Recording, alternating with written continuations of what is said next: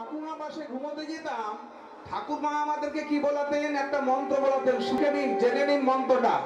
কি বলাতেন? শয়নে পদ্মনাভায় নমঃ, দুঃস্বপনে হরগোবিন্দ, সংকটে মধুসূদন।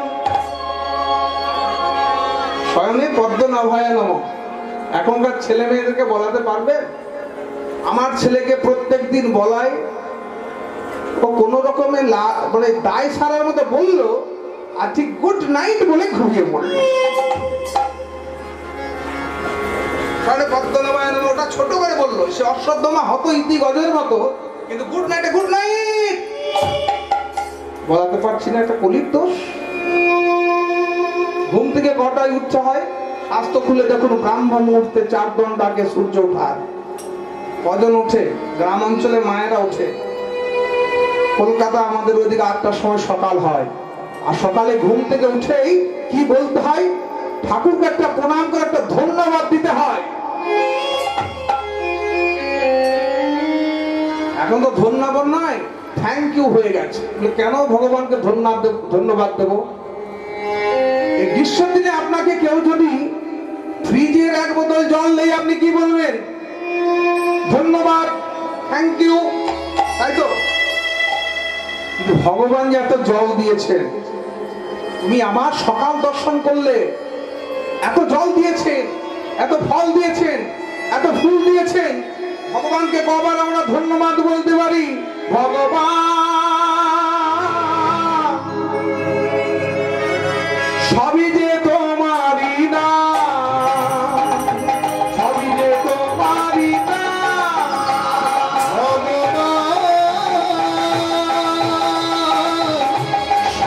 যে তোমারই না, সবই যে তোমারই না। এই সেই আকাশ, এই সে বাতাস, সবই যে তোমারই না, সবই যে তোমারই না। এই সে আকাশ, এই সে বাতাস, সবই যে তোমারই না, সবই যে তোমারই না। ভগবান সবই যে তোমারই না, তোমারই না, সবই যে তোমারই না।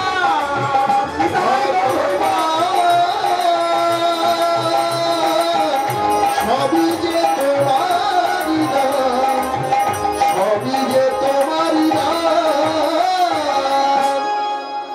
ভগবানকে আমরা দোষ দিই, প্রভু তুমি আমাকে কিছুই দিলে না, গাড়ি দিলে না, বাড়ি দিলে না। আমেরিকার সব থেকে বড় হিরোইন হেলেন, কোটি কোটি তার টাকা। তার হলো কি? মারণব্যাধি ক্যান্সার। হাসপাতালের বেডে শুয়ে শুয়ে জাতির উদ্দেশ্যে একটা চিঠি লিখলেন। ওরে মানুষ, শুনে রেখো সত্য কথা, আমার প্রাসাদ সমান বাড়ি, সেই বাড়িতে আমি বাস করতে পারি না। এই হাসপাতালে 10x10 রুম হয়েছে এখন আমার থাকার জায়গা।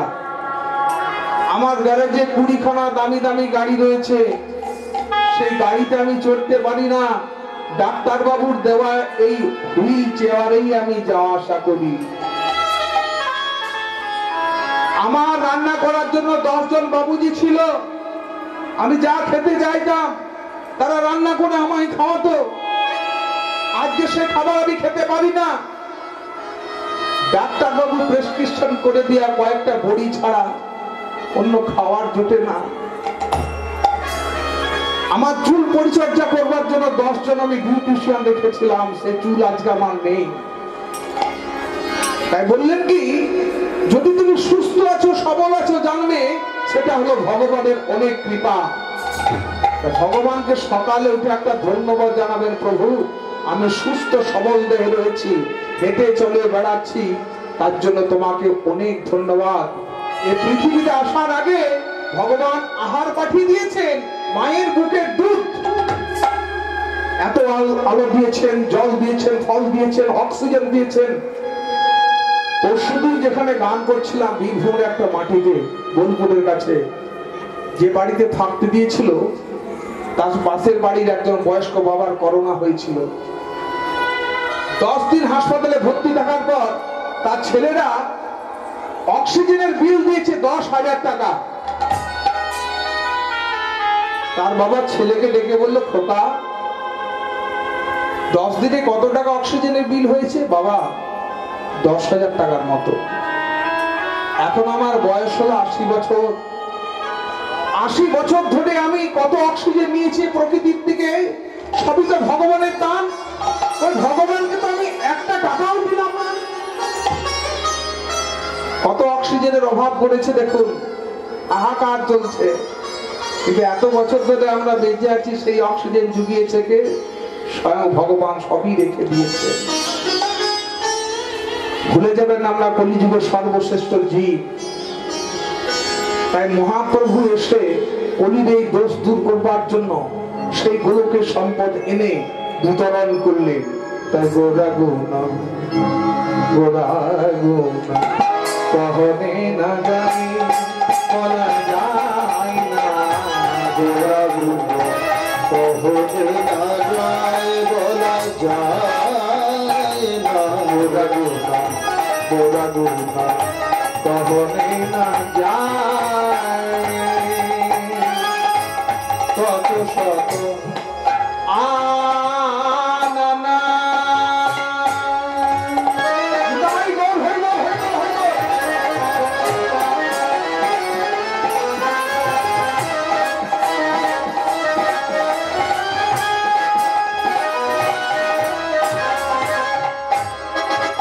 ওই কত শত আনানা, ও গো কত শত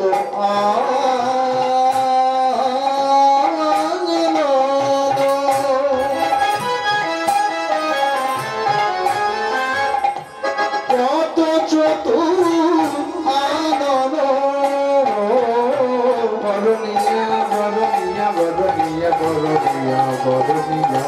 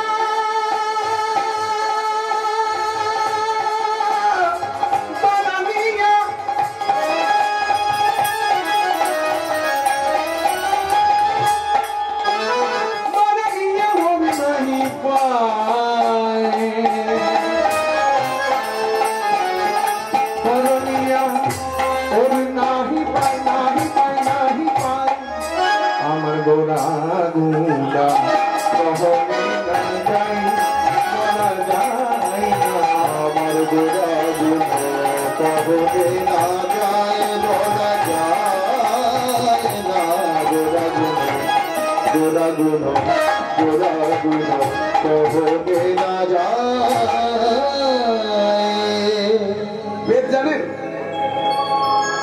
কত বেদ জানি না, কত শাস্ত্র জানি না।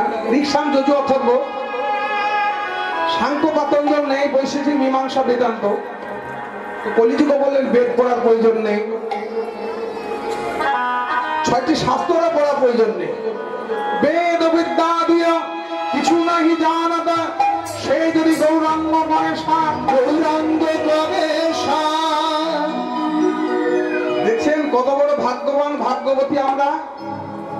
বেদ পড়তে হবে না ভগবানকে পাওয়ার জন্য, শাস্ত্র অধ্যয়ন করতে হবে না, শুধু শাস্ত্রের বেঁধে দেওয়ার নিয়মগুলো মেনে চলুন। যে নিয়মটা আজকে আপনারা মেনে চলছেন, এই কীর্তন শুনছেন। কলিযুগে ভগবানকে লাভ করা যায় একমাত্র প্রেম আর ভক্তির মাধ্যমে। সেই প্রেম ভক্তিটা কোথায় পাওয়া যায়? এই হরিদাসের রাধে রাধে। আপনাদের ডায়মন্ড হারবার বাজারে প্রেম ভক্তি রস পাওয়া যায়, মিষ্টি রস পাওয়া যাবে, ফলের রস পাওয়া যাবে, আখের রস পাওয়া যাবে, কিন্তু প্রেম ভক্তি রস বাজার থেকে কিনতে পারবে না। পৃথিবীর কোথাও পাওয়া যায় না। পাওয়া যায় কোথায়? এই সাধুর বাজার। সাধুর বাজার, এই বাজারটা কি সাধুর বাজার, সাধু বসে আছেন সব। বললেন একটা তো সাধু বাবা দেখতে পাচ্ছি না, জটা নেই, মালা নেই, তিলক নেই। সাধু কাকে বলে? সদাচার যার মধ্যে বিদ্যমান, তিনি হলেন সাধু। বেদ বিদ্যা দুইও কিছু নাই জান, সে যদি গৌরাঙ্গ করে সার ঠাকুর নয়নন্দে ভানে, সেই তো সকলেই জানে সর্বসিদ্ধি করো তলে তা, সর্বসিদ্ধি করো তলে তা। আপনাদের চরণধুলি মাথায় নিলাম। এবার বালাতে প্রবেশ করব। অর্জুনকে আস্বাদন করেছি। জীবনে কটা পালা, এটা বিকাল থেকে শুরু হয়েছে। আজকে 4 পালা, কালকে 4 পালা। প্রতি বছর তো পালা গান হয়।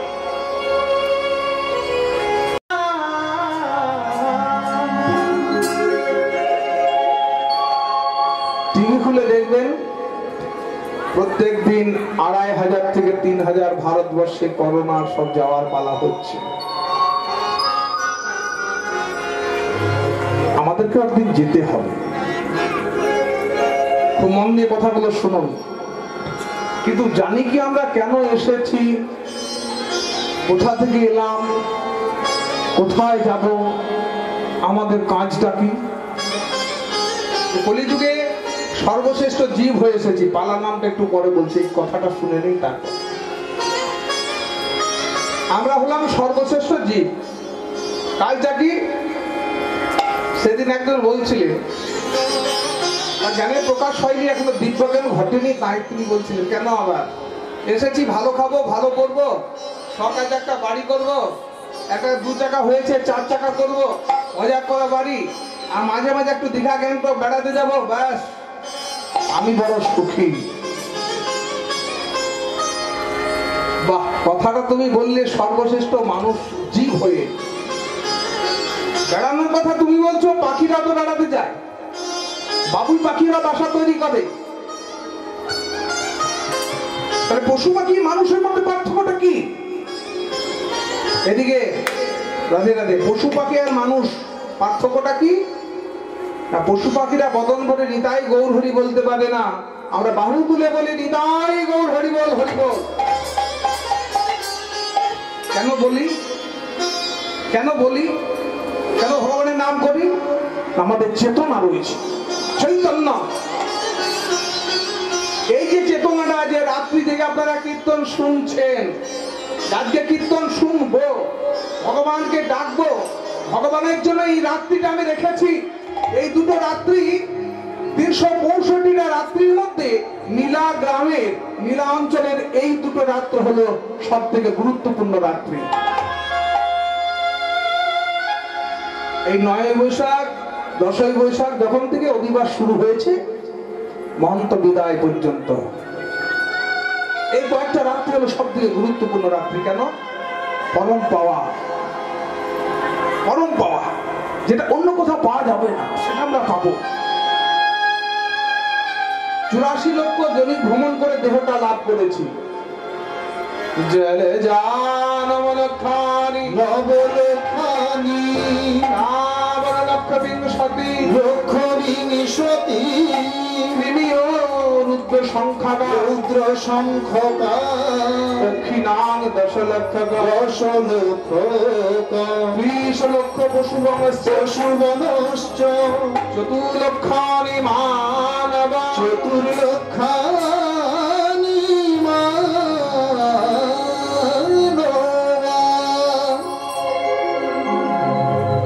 জলজকুলে মানে জন্ম হয়েছিল 9 লক্ষবার। উদ্ধার হলাম কখন? যখন শঙ্খ রূপে জন্মগ্রহণ করলাম। ভক্ত বৈষ্ণবরা যে বদনে হরিধ্বনি গণে, সেই বদনে যখন শঙ্খ ধ্বনি করল, তখন আমরা জল জীবন থেকে মুক্তি লাভ করলাম। স্থাবর লক্ষ বিংশতি, 20 লক্ষ বার গাছপালাতে জন্ম হলো। যেদিন আমরা ওই তুলসী বৃক্ষ রূপে জন্মগ্রহণ করলাম, আমার পাতা হলো গোবিন্দের ভোগ নিবেদন, সেদিন গাছপালা জীবন থেকে মুক্তি লাভ করলাম। কৃমি অরুদ্ধ সংখ্যাটা 11 লক্ষ বার পোকা মাকড়ে জন্ম হলো। যেদিন ওই গন্ডক নদীদের শালগ্রাম শিলার ব্রজকীট হয়ে জন্মগ্রহণ করলাম, সেদিন পোকা মাকড় জন্ম থেকে মুক্তি লাভ করলাম। এরপর 30 লক্ষ বার জন্ম হলো পশুকুলে। যেদিন আমরা গাভী রূপে জন্মগ্রহণ করলাম, আমার দুগ্ধ ভক্ত বৈষ্ণব বরবাদ করলাম, সেদিন আমরা পশু জন্ম থেকে মুক্তি লাভ করলাম। পক্ষীরা 10 লক্ষ 10 লক্ষ বার পক্ষীগুলো জন্ম হলো। যেদিন ওই ময়ূর কুলে জন্মগ্রহণ করলাম, আমার পাখা হলো গোবিন্দের শিরভূষণ, সেদিন পাখি জন্ম থেকে মুক্তি লাভ করলাম। এরপর 4 লক্ষ বার জন্ম হলো মানব কুলে, সভ্য মানব অসভ্য মানব। এখন এই সুস্থ দেহটা পেয়েছি, যদি সাধন ভজন না করি, কৃষ্ণ ভজন না করি, তবে আমাদের নরজনম বৃথা। এটাই গো হরি বল হরি বল।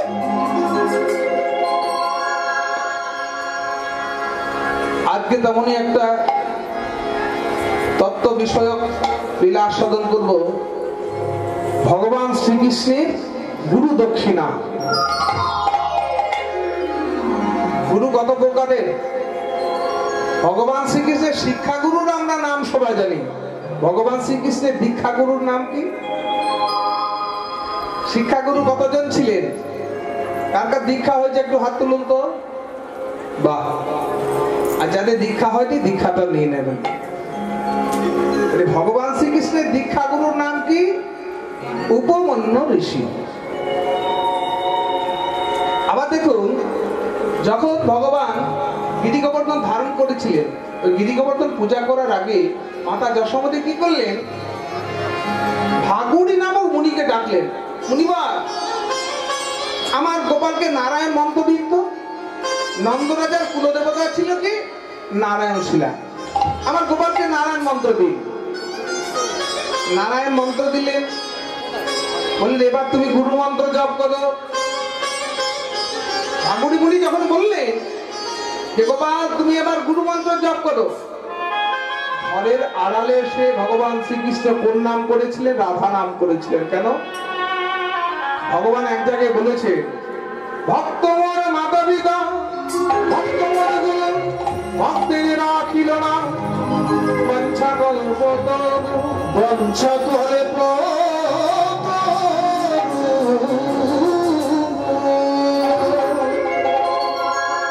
ভগবান শ্রীকৃষ্ণ 5 জনের কাছ থেকে শিক্ষা গ্রহণ করেছিলেন প্রত্যক্ষ পরোক্ষ ভাবে। শান্তিপুরী মুনি, নিবিনাথ, ঘোর অঙ্গিরস, বেদব্যাস আর পরশুরাম। এই 5 জন হলেন শিক্ষাগুরু, আর দীক্ষাগুরু হলেন উপমন্য ঋষি। আজকে জগৎগুরু গুরু করে জগৎকে শিক্ষা দিলেন, তোমরাও গুরু করো। আমরা জানবো গুরু কেন করতে হয়, ভগবান শ্রীকৃষ্ণ কি গুরু দক্ষিণা দিয়েছিলেন। চলুন লীলার আস্বাদন করি। একটা মীরাবাইয়ের ভজন দিয়ে লীলাতে প্রবেশ করব। পেটে যদি খিদে না থাকে, রাজভোগ ভালো লাগে? যতই ভালো খাবার আপনার চোখের সামনে থাক না কেন, এদিকে মায়েরা পেটে খিদে নেই, অথচ আপনার প্রিয় খাবারটা চোখের সামনে, ভালো লাগবে? খিদে নেই। আর পিপাসা যদি না থাকে, মিনারেল ওয়াটার, ফ্রিজের জল যাই দিক না কেন, আপনার ভালো লাগবে না।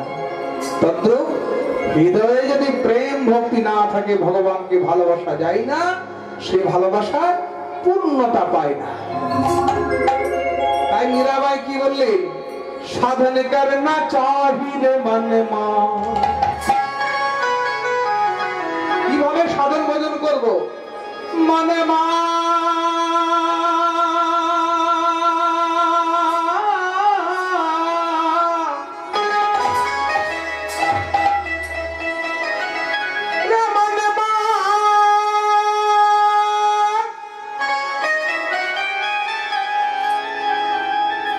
साधन करना चाहिए,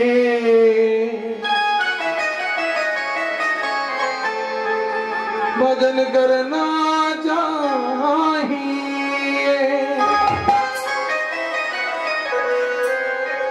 साधन भजन करना चाहिए मनमा भजन करना चाहिए साधन करना चाहिए मनुआ भजन करना चाहिए करना चाहिए मनमा भजन करना चाहिए साधन करना चाहिए मनुआ भजन करना चाहिए प्रेम लगाना चाहिए मनमा पीड़ित करना चाहिए प्रेम लगाना चाहिए मनुआ पीड़ित करना चाहिए प्रेम लगाना चाहिए मनमा पीड़ित करना चाहिए प्रेम लगाना चाहिए मनुआ पीड़ित करना चाहिए भजन करना चाहिए मनमा भजन करना चाहिए साधन करना चाहिए मनुआ भजन करना चाहिए तुलसी बिन से हरि मिले तो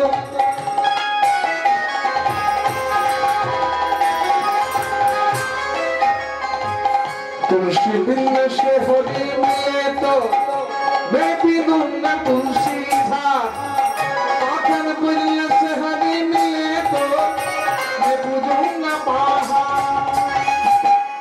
तुलसी गाছের মালা পরলে যদি হরিকে পাওয়া যায় আমি গলা ভর্তি তুলসী গাছের মালা পরব তাড়াতাড়ি হরিকে পাবো আর একটা পাথরকে পূজা করলে যদি হরিকে পাওয়া যায় পাহাড়কে পূজা করব বড় বড় পাথর আছে যতই তুমি তুলসী গাছের মালা পরো আর পাথরকে পূজা করো তোমার হৃদয়ে যদি প্রেম ভক্তি না থাকে ভগবানকে নামে করা যায় না প্রেম লাগানা चाहिए মनमा पीड़ित करना चाहिए हरि प्रेम लगाना चाहिए मनुआ पीड़ित करना चाहिए प्रेम लगाना चाहिए मनुआ पीड़ित करना चाहिए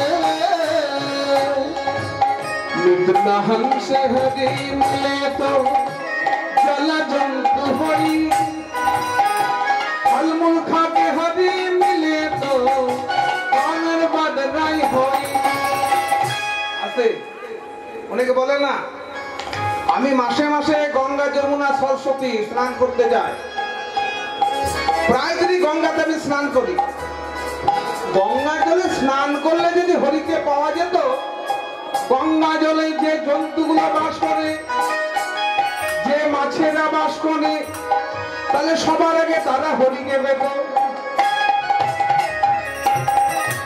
আবার অনেকে বলে আমি নিরামিষ ভক্ষণ করি আমিষ খাই না গো ফল খেয়েই থাকি তাহলে ফল খেলে যদি হরিকে পাওয়া যায় ওই দেখবেন বানরগুলো আপনাদের বাড়ির এসে ফলগুলো পেয়ারাগুলো পেঁপেগুলো পেরে বেড়ে খায় তারা তো ফল ছাড়া কিছু খায় না नितना हंस हरि मिले तो जल जंतु होई आबार फल मूल खा के हरि मिले तो बनर बजरा हो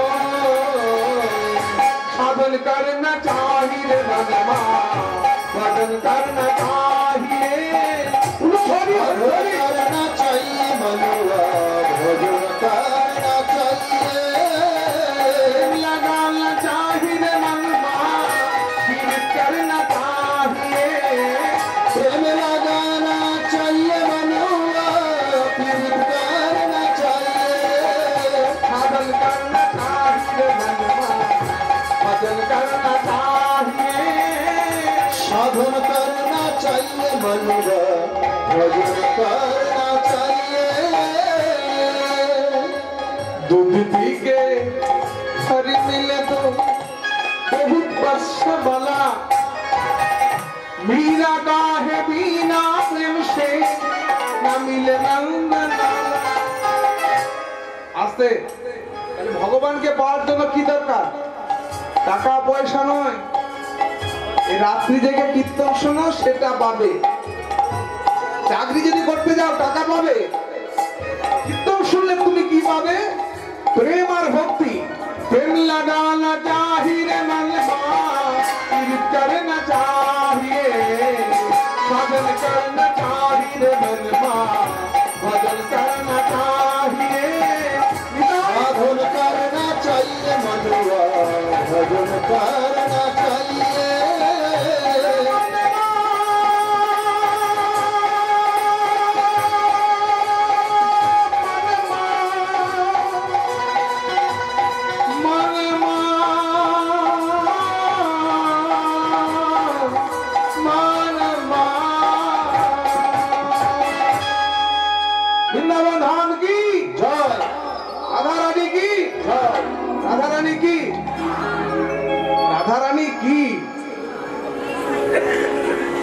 প্রশ্ন বারে বারে সম্প্রদায়তে আসছেন, আপনাদেরকে বলাচ্ছেন রাধারানী কি, আপনারা বলছেন। আমি জিজ্ঞাসা চিহ্নটা দিয়ে দিলাম, রাধারানী কি?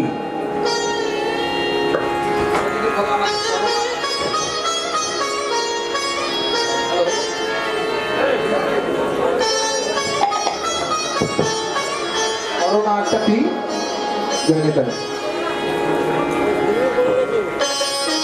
জানি।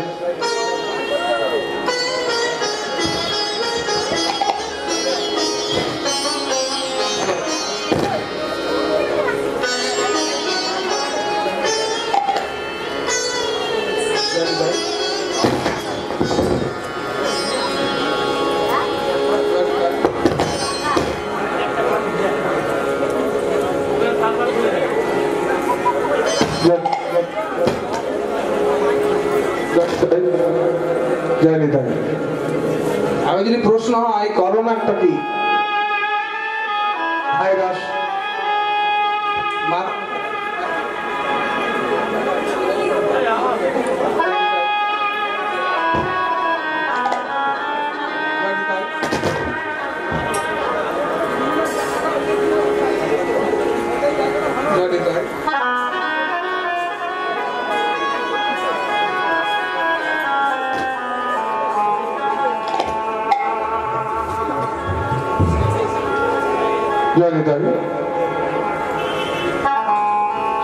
তত রাধারানী কি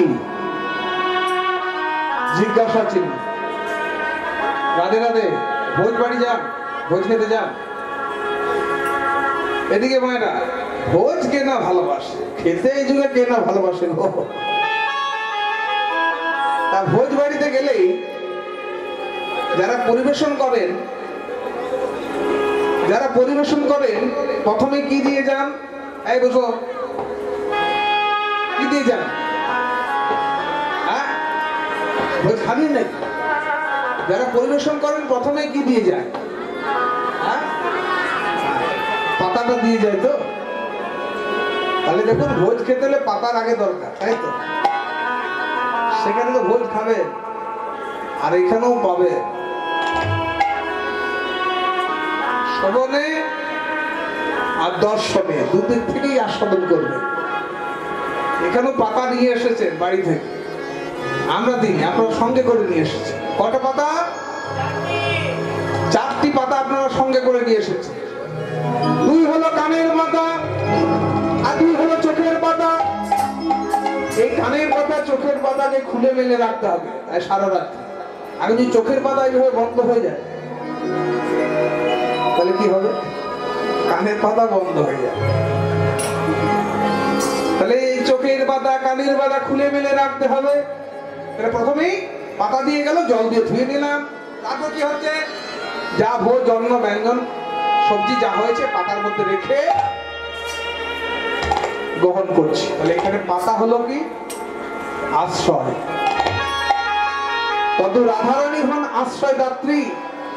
আশ্রয় করিয়া ভজে, আশ্রয় করিয়া ভজে, তাহে কৃষ্ণ নাহিতে যে, কৃষ্ণ নাহিতে যে, আর সবে মনে আর সবে মরে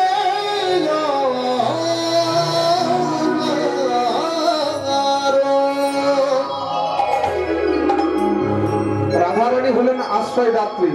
আশ্রয় করিয়া ভজে তাহে কৃষ্ণ নাহিতা যে, আশ্রয় মনে আকরণ।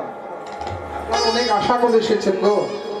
ভগবান এক জায়গায় সুন্দর বলেছে, যে করে আমার আশ তার করি আমি অনেক ভালো ভালো কাজ। যে করে আমার আশ তার করি। তাহলে সবাই আপনারা জানেন, জেনে বুঝে এসেছেন, সর্বনাশ হবে, রাত্রি জেগে বসে আছেন। পরে আবার দাদা আসছিলেন, আপনাদেরকে শোনাবেন। সারা রাত্রি জেগে বসে থাকবেন, সর্বনাশ হবে, তো তবে বসে আছেন কেন? এখানেই তত্ত্ব, এখানেই প্রবেশ করতে হবে। ভগবান কি কোনোদিন ভক্তের সর্বনাশ করতে পারেন? আমি কথাটা কি বলেছেন মন দিয়ে শুনুন। যে জন আমার আশ করে তার আমি কামনা বাসনা নাশ করে দিই, পাপ নাশ করে দিই, ষড়রিপু নাশ করে দিই। তবু যদি না ছাড়ে আজ, তখন আমি হই তার দাসানুদাস।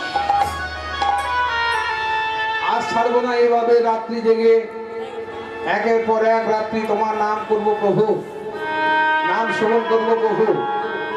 এই জন্মে না হলো কোনো না কোনো জন্মে তোমাকে পাবোই পাবো। ভগবান শ্রীকৃষ্ণ জগৎকে শিক্ষা দেওয়ার জন্য বলাই দাদাকে সঙ্গে করে মথুরায় এসে কংস ধ্বংস করেছেন। এই মথুরায় কংস ধ্বংস করে দাদাকে ডেকে বলেন, দাদা চলো এবার মা বাবাকে উদ্ধার করি। এ যদুনন্দন দুষ্টু কংস বিনাশন, এ যদুনন্দন দুষ্টু কংস বিনাশন, কংস বিনাশন, এ যদুনন্দন দুষ্টু কংস বিনাশন। চলিলে নাও কংস কারাগারে সঙ্গে করে অলভাবে, চলিলে নো কংসের কারাগারে সঙ্গে করে হলো ধরে। অলগর মানে বলাই দাদাকে সঙ্গে করে। জয় হর শীত মনে, জয় হর শীত, জয় হর শীত মনে, জয় হর শীত কংস নিধনে, জয় হর শীত মনে, দ্রৌপদী কংস নিধনে, ভারিতে গুরুজনে, করি কংস নিধনে, ভারিতে গুরুজনে, করি কংস নিধনে। জয় হর শীত মনে, চলিলেন কংস কারাগারে। দাদা চলো কারাগারে প্রবেশ করি, মা বাবাকে উদ্ধার করি। কংস কারাগারে আসি তুই ভাই প্রবেশ, কংসের কারাগারে আসি দুই ভাই প্রবেশী, কংস কারাগারে আসি তুই ভাই প্রবেশী, কংসের কারাগারে আসি দুই ভাই প্রবেশী। উচ্চ স্বরে ডাকে মামা বলে, উচ্চ স্বরে ডাকে মামা বলে, আমার মা গো, আমার মা গো।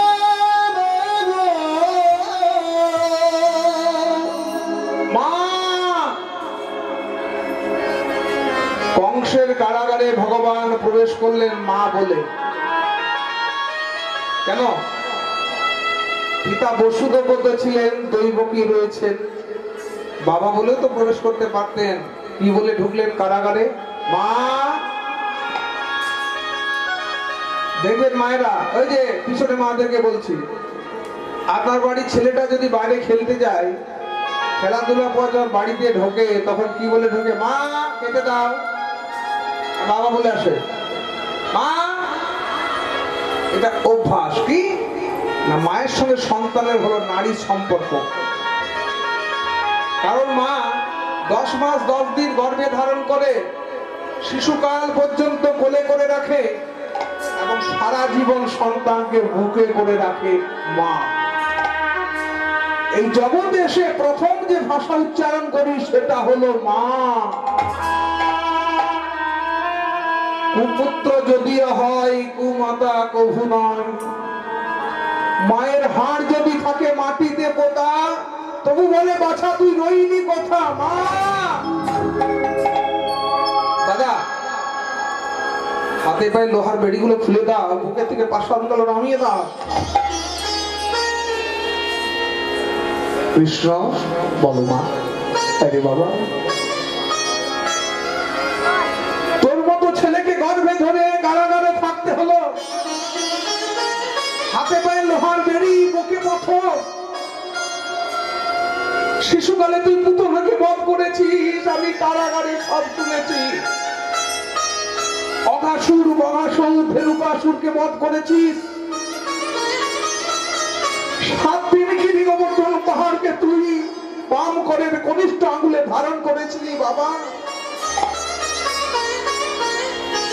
তোর মতো বীর ছেলেকে গর্ভে ধরে আমাদেরকে কারাগারে থাকতে হলো, কাঁদতে হলো রে কৃষ্ণ। মা, সব হলো কর্মের ফল। কর্ম আমি এমন কি কর্ম করেছি যার জন্য কারাগারে আসতে হলো, কাঁদতে হলো? মা গো, কাঁদালে যে কাঁদতে হয় শাস্ত্রের বচন, কাঁদালে কাঁদিতে হয়, কথা তো মিথ্যা নয়। শোনো মা গো, শাস্ত্রের বচন, শোনো মা গো, শাস্ত্রের বচন। কাঁদালে কাঁদিতে হয়, কথা কবু মিথ্যা নয়। শোনো না গো, শাস্ত্রের বচন বচন, শোনো না গো, শাস্ত্রের বচন।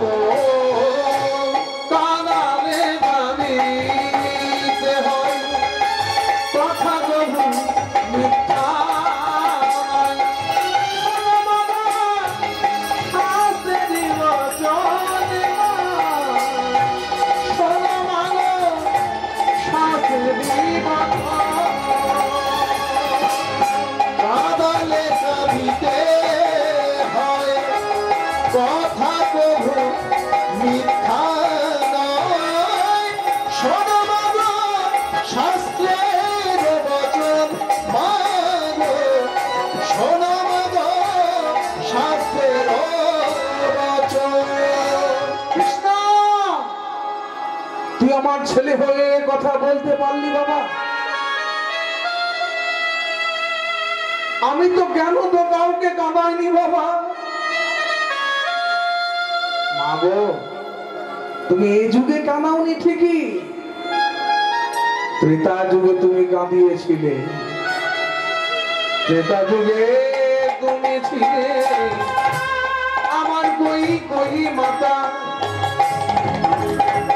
ওই তোমারই কারণে বলে পাঠালো মোরা। মাগো, ত্রেতা যুগে তুমি ছিলে কই কই মাতা, তোমারও কারণে বনে পাঠালো মোর পিতা। ত্রেতা যুগে তুমি আমার সৎমা কই কই ছিলে। আমার পিতা দশরথের কাছে তোমার 3টি বর প্রার্থনা ছিল। দাসী মন্থনার কুমন্ত্রণায় তুমি বরগুলো চেয়ে নিয়েছিলে, যে অযোধ্যা রামের বদলে রাজা হবে ভরত, আর রামকে 14 বছরের জন্য বনবাসে যেতে হবে। সেদিন আমি পিতৃ শর্ত পালনের জন্য 14 বছরের জন্য বনবাসে গেছিলাম। সেদিন কৌশল্যা মায়া কত কেঁদেছিল, মা কেঁদে কেঁদে 14 বছর পার হয়ে। সেদিন কৌশল্যা মায়া কত কেঁদেছিল, কেঁদে কেঁদে 14 বছর পার হয়ে গেল। কাঁদালে কাঁদিতে হয়, কথা কবু মিথ্যা নয়। শোনো বাবা, শাস্ত্রের বচন, শোনো বাবা, শাস্ত্রের বচন। কাঁদালে কাঁদিতে হয়, কথা কবু মিথ্যা নয়। শোনো মা গো, শাস্ত্রের বচন বচন, শোনো মা গো, শাস্ত্রের বচন। আরে বাবা, তোকে গর্ভ ধরে মাতৃত্বের স্বাদ পেলাম না, বুকে দুধ পান করাতে পারলাম না, তোর বাবা গোকুলে রেখে এলো যশোদার কাছে। মা গো, এই তো কর্মের ফল। যখন আমি পিতৃ সত্য পালনের জন্য 14 বছরের জন্য বনবাসে যাচ্ছিলাম, আমার গর্ভধারিণী মা কৌশল্যা এক বাটি দুধ নিয়ে আমায় পান, কিন্তু কর্মের ফল। ত্রেতা যুগের আপনি আমার পিতা ছিলেন দশরথ, যখন কোনো সন্তান ছিল না বিগ্রহে গেছিলেন, ভেবে দেখো সেখানে গেছিলেন। অন্ধ মুনিপুত্র সিন্ধু নদীর তীরে জল খেতে এসেছিল, তুমি দূর থেকে দেখে ভাবলে হরিণ জল খেতে এসেছে। তুমি বাণ নিক্ষেপ করলে, সেই বাণে অন্ধমণি পুত্র সিন্ধু বধ হলো। পুত্র শোকে জর্জরিত হয়ে অন্ধমণি সেদিন তোমায় অভিশাপ দিয়েছিল, হে দশরথ, জগতের সব থেকে বড় শোক হলো পুত্র শোক। সেই পুত্র শোক তুমি আমায় দিলে, আমি তোমাকে অভিশাপ দিচ্ছি, এই পুত্রের জন্য তোমার একদিন প্রাণ যাবে। শুধু এই যুগে নয়, আগামী দাপর যুগে পুত্রের জন্য তোমাকে কারাগারে যেতে হবে। আমরা তো সন্তান, আমাদের কিছু কর্তব্য আছে, চলুন এবার ঘরে চলুন। এই কারাগার থেকে দৈবকী বসুদেবকে উদ্ধার করে ভগবান শ্রীকৃষ্ণ বলাই দাদা ফিরে এলেন। এবার বসুদেব চিন্তা করছে, কৃষ্ণ বলরাম বৃন্দাবনে গরু চড়াতো, পড়াশোনাও হয়নি, কোনো সংস্কারও হয়নি, তাই আমার ছেলেদের এবার সংস্কার করা দরকার। দৈবকী বসুদেবী চিনতে মনে মনে, দৈবকী বসুদেবী চিনতে মনে মনে, দৈবকী বসুদেবী চিনতে মনে মনে, দৈবকী বসুদেব চিনতে মনে মনে, কৃষ্ণের মঙ্গল হইবে কেমনে, রাম কৃষ্ণের মঙ্গল হইবে কেমনে। ভক্তমন্ডলী, ভক্তিমতী মায়েরা, আমরা প্রত্যেকে সংসারী, ছেলে মেয়েদের মঙ্গল কিসে হবে আমি বলে দিচ্ছি। দামি একটা স্মার্টফোন কিনে ছেলের হাতে তুলে দেবেন, ছেলের ভবিষ্যৎ উজ্জ্বল। কিন্তু এখন তো দিতেই হচ্ছে, অনলাইনে ক্লাস দিতে হবে, কালকে ছেলেকে কিনে দিচ্ছি, ওই ফোন হবে না, একটু ভালো ফোন চাই, যুগ দিতে হচ্ছে। কিন্তু শুনুন চাণক্য কি বলেছেন, চাণক্য নীতিটা পড়ে দেখবেন, ছেলে মেয়েকে কিভাবে মানুষ করতে হয়, মঙ্গল কিসে হবে। 10 বছর বয়স পর্যন্ত ছেলে মেয়েদেরকে স্নেহ দিয়ে পালন করতে হয়। 10 থেকে 16 বছর বয়স পর্যন্ত শাসন করে মানুষ করতে হয়, আর 16-র পর থেকে বন্ধুর মতো মিশে মানুষ করতে হয়। কিন্তু আমরা কি করি, এটা আগে ওটা পরে, যেখানে স্নেহ দেওয়ার কথা তখন আমরা ছেলে মেয়েদেরকে শাসন করি, আর যখন শাসন করার কথা তখন আমরা ছেলে মেয়েদেরকে স্নেহ দিই। ছেলে মেয়েকে মানুষ করার জন্য প্রাথমিক কাজটা কি, মা বাবা। ভগবানের মা বাবা চিন্তা করছেন আমার কৃষ্ণ বলরামের মঙ্গল কি করে হবে, আমাদের তো চিন্তা ভাবনা করতে হবে। ছেলে মেয়ে মঙ্গল কিসে হবে, মা বাবার প্রধান কর্তব্য সংসার ধর্মটা কি, ভক্ত সন্তান উৎপাদন করে নিজেদের সংসার ধর্মে নিয়োজিত করা, ছেলে মেয়েদেরকে ভক্তি রাজ্যে প্রবেশ করানো, ছেলে মেয়েদেরকে ভগবানের সঙ্গে পরিচয় করিয়ে দেওয়া, স্কুলের বই কিনে দেওয়ার সঙ্গেও শ্রীমদ্ ভাগবত গীতা একটা করে ছেলে মেয়েদের হাতে তুলে দেবেন। এখনকার জন্মদিনে ওই গল্পের বই উপহার দেওয়ার চাইতে যদি শ্রীমদ্ ভাগবত গীতা উপহার দেওয়া হয়, এখন তো সব মারা গেলে গীতা উপহার দেয়, বেঁচে থাকতে নয়, মারা গেছে এবার তার বুকের উপর গীতাটা চাপিয়ে দাও। তা হলো না, বেঁচে থাকতে গীতার সঙ্গে পরিচয় করো। বলে ছেলে মেয়েরা গীতা পাঠ করে কি হবে, ও তার পরীক্ষায় আসবে না, নম্বরও পাবে না। তাই তো আমার ছেলেমেয়েরা গীতা পড়বে ঠিকই, কিন্তু পরীক্ষার সিলেবাসে নেই, ছেলে মেয়ে নম্বর পাবে না। তার চেয়ে জীবন বিজ্ঞানটা অঙ্কটা যদি পড়ে সেই টাইমে একটু নম্বর পাবে, তা ঠিক। ওই স্কুলের বইগুলো পড়াশোনা করলে তোমার ছেলে উচ্চ শিক্ষিত হবে, কিন্তু শ্রীমদ্ ভাগবত গীতা পাঠ করলে কি পাবে, তোমার ছেলে সুশিক্ষা লাভ করবে। মন দিয়ে কথাগুলো শুনুন, উচ্চ শিক্ষা আর সুশিক্ষার মধ্যে পার্থক্যটা নেই। মা বাবার একমাত্র ছেলে বিদেশে চাকরি করে, বউ ছেলেকে নিয়ে বিদেশে পাড়ি দিয়েছে, মা বাবাকে রেখেছে কোথায়, বৃদ্ধাশ্রমে। আর মাঝে মাঝে ফোন করে বৃদ্ধাশ্রমে খবর নেই, বাবা ভালো আছো, মা ভালো আছো। ছোট্ট ছেলেটা বলে, বাবা দাদু ঠাকুমাকে আমাদের কাছে আমেরিকায় আনতে পারো না? ওরে খোকা, বুড়ো বুড়িদের থাকার জায়গা হলো বৃদ্ধাশ্রম। তাহলে বাবা তুমি আমাকে বৃদ্ধাশ্রমের ফোন নাম্বারটা দেবে। কেন রে? বৃদ্ধাশ্রমের ফোন নাম্বার নিয়ে তুই কি করবি? তুমি যখন দাদুর মতো হবে আর আমার মা যখন ঠাকুমার মতো হবে, তোমাদেরকে ওই বৃদ্ধাশ্রমে রেখে এখান থেকে আমি ফোনে খবর নেব, কেমন আছো বাবা, কেমন আছো মা। বৃদ্ধাশ্রম থেকে তার বাবা ছেলেকে আমেরিকায় চিঠি লিখলো, খোকারে দাদু ভাইকে অর্থাৎ নাতিকে তুই সুশিক্ষা দিবি, সুশিক্ষা দিবি। তোকে আমি উচ্চ শিক্ষা দিয়েছিলাম বলে আজকে আমাকে বৃদ্ধাশ্রমে থাকতে হলো, সুশিক্ষা দিতে ভুলে গেছি। শ্রীমদ ভাগবত অধ্যয়ন করলে সুশিক্ষা লাভ করবে। আজকে ভগবানের মা বাবা চিন্তা করছে আমার কৃষ্ণ বলরামের কি করে মঙ্গল হয়। ডেকে পাঠালেন কাকে? গর্গচার্য মুনি। গর্গচার্য মুনি আসি উপনীত হইনা, গর্গচার্য মুনি আসি উপনীত হইলা, শাস্ত্রের বিবিধ কথা কহিতে লাগিলা, শাস্ত্রের বিধির কথা কহিতে লাগিলা।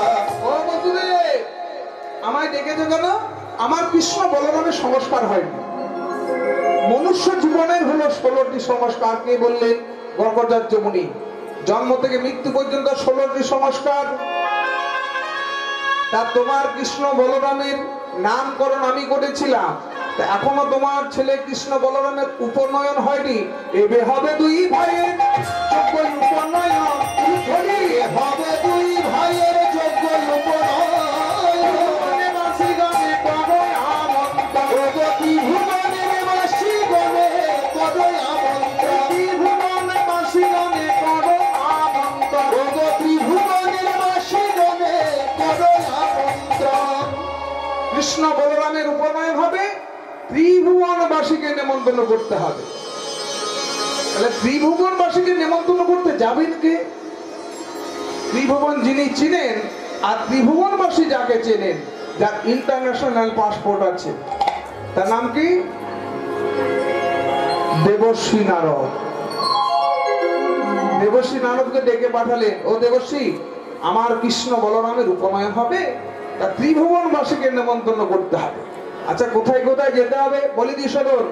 প্রথমে যাইবে তুমি বৈষ্ণব প্রধানে, প্রথমে যাইবে তুমি বৈষ্ণব প্রধানে, প্রথমে যাইবে তুমি বৈষ্ণব প্রধানে, প্রথমে যাইবে তুমি বৈষ্ণব প্রধানে, তারপরে যাবে তুমি মধুর বৃন্দাবনে, তারপরে যাবে তুমি মধুর বৃন্দাবনে, তারপরে যাবে তুমি মধুর বৃন্দাবনে, তারপরে যাবে তুমি মধুর বৃন্দাবনে। বৈষ্ণবদের কাছে আগে যাবে 12 জন হলেন বৈষ্ণব প্রধান। জগতে কতজন বৈষ্ণব আছেন? বৈষ্ণব প্রধান সব বৈষ্ণবের মধ্যে 12 জন হলেন বৈষ্ণব প্রধান। বলছি শুনুন, 12 জন বৈষ্ণব প্রধান কে কে? স্বয়ম্ভু। স্বয়ম্ভু মানে কে? সৃষ্টিকর্তা ব্রহ্মা। দেবশ্রী নারদ, শম্ভু ভোলানাথ, কপিল যার জন্য গঙ্গাসাগর মেলা হয়। সব তীর্থ বারবার গঙ্গাসাগর একবার। কুমার, চতুর্কুমার, সনত সনাতন সানন্দ সনত কুমার। মনু, সত্যযুগে যার জন্য ভগবানকে মীন রূপ ধারণ করতে হয়েছিল। পিতামহ ভীষ্ম, বিশ্বকে নিশ্চয় চেনেন, জনক রাজা, মা জানকীর পিতা। কজন হলো শুনছেন? হ্যাঁ, 8টা হয়েছে, তাই তো? সুখদেব গোস্বামী 9। বলি রাজা এমন রূপ ধরে ভগবান বলি রাজাকে পরীক্ষা করতে গেছিলেন, তার অহংকার চূর্ণ করেছিলেন, ত্রিবার ভূমি চেয়ে তাকে পাতালে প্রবেশ করিয়েছিলেন। ভক্ত কল্যাণ 11। যার জন্য ভগবানকে নরসিংহ মূর্তি ধারণ করতে হয়েছিল। আর হলে যমরাজ। এই 12 জন, এই 12 জন বৈষ্ণব প্রধান, তার মধ্যে বৈষ্ণব শ্রেষ্ঠ হলে ভোলানাথ। 12 জনের মধ্যে শ্রেষ্ঠ হলেন ভোলানাথ। কিন্তু আমার মনে হবে যে ভোলানাথ কি করে বৈষ্ণব শ্রেষ্ঠ হলেন? বৈষ্ণবদের লক্ষণ কি? ডোর, কবিল, শিখা, মালা, চন্দন, এই 5টা তো। বৈষ্ণবদের গলায় থাকে তুলসী কাঠের মালা। ভোলানাথের গলায় কি আছে? রুদ্রাক্ষের মালা, হাড়ের মালা। বৈষ্ণবদের তিলক হলো ঊর্ধ্বপুণ্ড, চন্দন। ভোলানাথের আড়ায় গায়ে চন্দন থাকে বৈষ্ণবদের। ভোলানাথের গায়ে কি রয়েছে? ছাই ভস্য। বৈষ্ণবরা ডোর গোপিন পড়ে থাকেন, ভোলানাথ কি পড়েছেন? বাগছাল। বৈষ্ণবদের শিখা থাকে, ভোলানাথের কি রয়েছে? জটা। একটা লক্ষণ নেই বৈষ্ণবের মধ্যে, তবু তিনি বৈষ্ণব শ্রেষ্ঠ। কেন? ভোলানাথ আভরণে নয়, আচরণে হলেন বৈষ্ণব। আভরণ আর আচরণের মধ্যে পার্থক্য নেই। ডোর, গোপিন, শিখা, মালা পড়লে তো বৈষ্ণব হওয়া যায় না। বৈষ্ণবের লক্ষণটা কি? মহাপ্রভু বলে দিলেন, বেশি নিয়ম মানেননি, 4টি নিয়ম মেনে কীর্তন শোনো, কীর্তন করো। 40টাও নয়, 4000ও নয়, 400টাও নয়। বলে দিলেন কি? 4টি নিয়ম। ত্রিনাদপি সুনিজেন সুনিচেন করুরি বসহিষ্ণুনা সহিষ্ণুনা অমানিনা মানবেন মানবেন কীর্তনীয় সদা হরি কীর্তনীয় সদা হরি। মহাপ্রভু বললেন এই 4টি নিয়ম মেনে চলো। কি? ত্রিনাদপি সুনিচেন, তৃণমূলে ঘাস, ঘাসের মতো অভিমান শূন্য। আমরা পা দিয়ে মারিয়ে চলে যাই, আবার কিন্তু ঘাস মাথা তুলে দাঁড়ায়। অভিমান শূন্য। বৈষ্ণব হইয়া হবে নীর অভিমান, জীবে জানিবে সম্মান, জানি কৃষ্ণ অধিষ্ঠান। তরুণীব সহিষ্ণুনা, বৃক্ষের মতো হবে সহ্যগুণ। একটা গাছকে আমরা কুঠার দিয়ে কাটি, গাছ কি কোনোদিন বলে আমার লাগছে? রোদের মধ্যেও দাঁড়িয়ে থাকে, জলের মধ্যেও দাঁড়িয়ে থাকে, ঝড়ের মধ্যেও দাঁড়িয়ে থাকে। বৃক্ষের মতো সহ্যগুণ। অমানি না মানে দে না। সমাজে যাকে কেউ মান সম্মান দেয় না, তাকেও মান সম্মান দিতে হবে। আমি ব্রাহ্মণকে দেখে শ্রদ্ধা ভক্তি করলাম, একটা শূদ্র পেরিয়ে গেল, তার ছায়া মারালাম না। তুমি বৈষ্ণব। যার অর্থ আছে তাকে খুব শ্রদ্ধা ভক্তি করছো, একটা কাঙালকে তুমি ঘৃণা করো, তুমি বৈষ্ণব হওয়ার যোগ্য নয়। আমারই না মানে দে না কীর্তনীয় সদা হরি, যার মুখে সর্বদা হরি নাম সংকীর্তন, তিনি হলেন বৈষ্ণব প্রধান। এগুলো সব রয়েছে ভোলানাথের মধ্যে। দেবশ্রী নারদ তাই চললেন, আর মনে মনে চিন্তা করছেন, এতগুলো বৈষ্ণবের কাছে যাব, এতদিন ধরে হরিনাম করছি, হরিনামের মাহাত্ম্য আমি জানতে পারলাম না। তার রথ দেখাও হবে, কলা বেচাও হবে, নেমন্তন্ন পত্র দেবো, আর জেনে আসবো হরিনামের মাহাত্ম্যটা কি। এই ঢেকির উপরে চলে দেবশ্রী নারদ চললেন নেমন্তন্ন পত্র দিতে। হরে মোরারে পদ কৈতব হারে,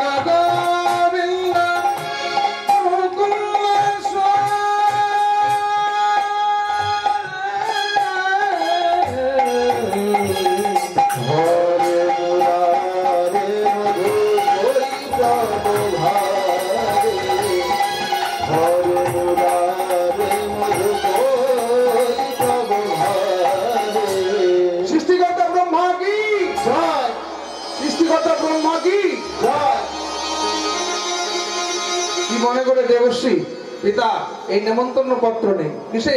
কৃষ্ণ বলরামের উপনয়ন।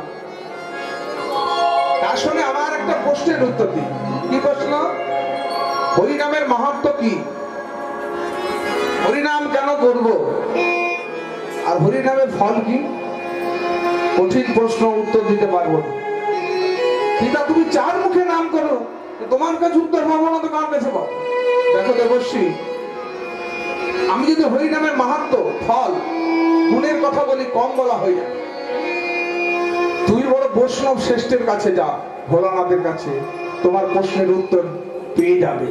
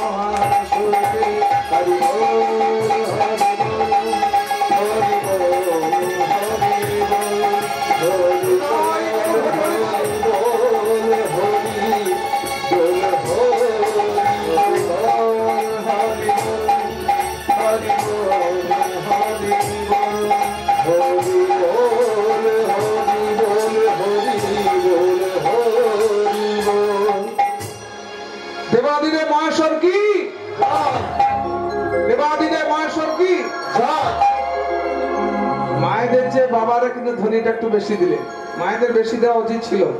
এত বাবার মাথায় জল ঢালেন, লে ঢাল লে ঢাল, শিবরাত্রির সময় বাবার একেবারে নিমোনিয়া ধরিয়ে ছেড়ে দেয়। আর এখন গ্রীষ্মের সময় বাবার মাথায় জল দেওয়ার জন্য কেউ নেই, জল জল করে গলা ফেটে গেলেও কেউ নেই। আমার গুরুদেবকে জিজ্ঞাসা করলাম, বাবা এই মায়েরা সব বাবার মাথায় জল ঢেলে কি চাই? বলে শিবের মতো বর চাই। শিবের মতো? হ্যাঁ পাগল, শ্মশানে মশানে পড়ে থেকে খাওয়ার ঠিক নেই, ঘুমানোর ঠিক নেই। ওটাই তো মেয়েদের বেশি লাভ। কেন?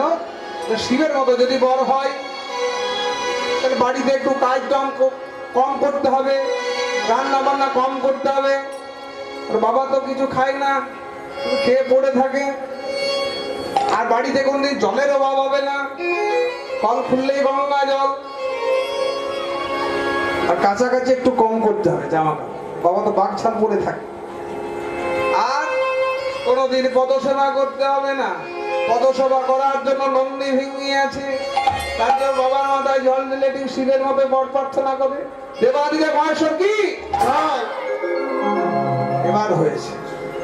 মামা, ও মামা, আরে ভাগ্নে এতদিন পর এসেছি, ভালো খবর নেই।